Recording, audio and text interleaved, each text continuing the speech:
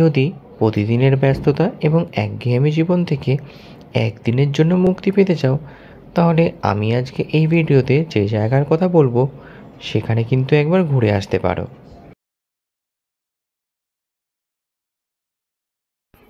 রাস্তার দুই দিকে ঘন জঙ্গল আর তার মাঝ দিয়ে লাল মাটির রাস্তা। এই রাস্তা দিয়ে এগিয়ে চললে শাল, সেগুন, পলাশ, মেহগিনি গাছ আর তার মাঝে কয়েকশো বছরের পুরনো মন্দির দেখতে পাবে। আর যদি ভাগ্য ভালো থাকে তাহলে ময়ূর বা অন্য কোনো বন্যপ্রাণীও দেখতে পারো।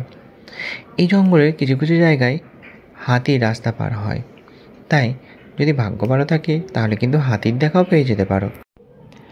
যদি ট্রেনে করে জয়পুর ফরেস্ট আসতে চাও তাহলে হাওড়া থেকে বিষ্ণুপুর স্টেশন নেমে সেখান থেকে মাত্র 10 কিলোমিটার।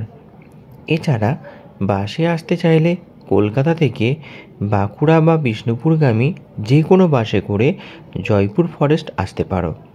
এক্ষেত্রে সময় লাগে 4 থেকে 5 ঘন্টা, ডিস্টেন্স 174 কিলোমিটার।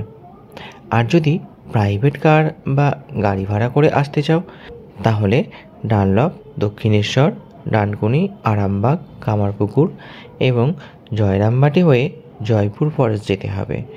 এক্ষেত্রে ডিস্টেন্স 124 কিলোমিটার মতো, আর সময় লাগে 3 থেকে 4 ঘন্টা। এবার বলা যাক জয়পুর ফরেস্ট এসে থাকবে কোথায়।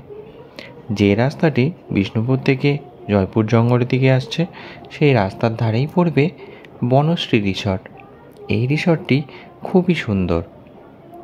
এই রিসর্টটি জয়পুর ফরেস্টের একেবারে মাঝামাঝি অবস্থিত, আর রুমগুলো ফরেস্টের দিকে, তাই রিসর্টের জানালা দিয়ে জঙ্গলের নিস্তব্ধ পরিবেশ অনুভব করতে পারবে। এবার তাহলে বলা যাক হোটেলে কিভাবে আসবে এবং হোটেল কিভাবে বুক করবে, আর এখানে কি কি অ্যাডভেঞ্চারের ব্যবস্থা আছে, আর খাওয়া দাওয়ায় বা কেমন।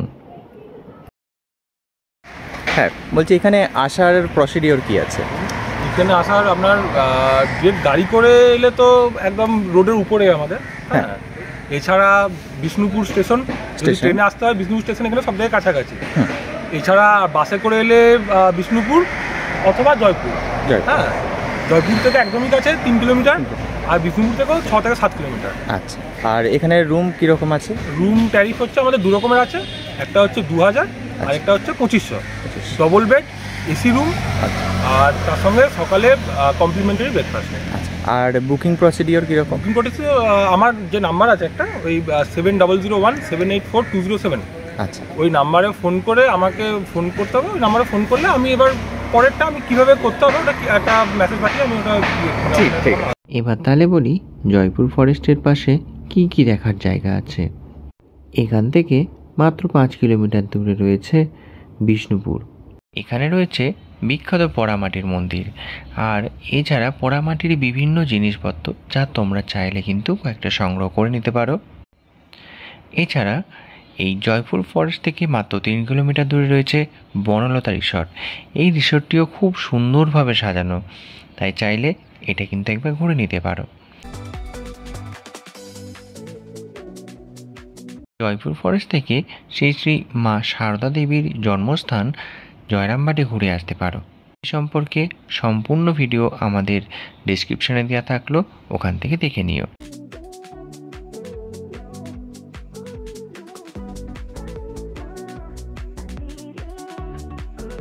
জয়পুর ফরেস্ট থেকে শ্রী শ্রী রামকৃষ্ণ দেবের জন্মস্থান কামারপুকুর কিন্তু ঘুরে আসতে পারো।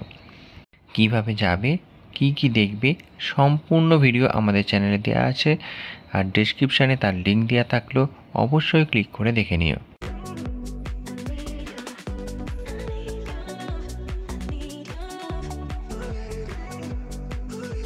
জয়পুর জঙ্গলে সাফারি করতে ভুলবে না কিন্তু। জয়পুর জঙ্গলের মধ্যে অনেক পুরনো বিভিন্ন মন্দির রয়েছে যেগুলো কিন্তু তোমরা উপভোগ করতে পারবে, আর তাছাড়াও এখানে বিভিন্ন জন্তু জানোয়ার যা কিন্তু তোমরা দেখতে পেতেই পারো। আমার ভিডিওটি যদি তোমার ভালো লাগে তাহলে অবশ্যই লাইক, শেয়ার এবং কমেন্ট করবে, আর অবশ্যই আমার চ্যানেলটি সাবস্ক্রাইব করবে। চলো তাহলে দেখা হচ্ছে পরের ভিডিওতে।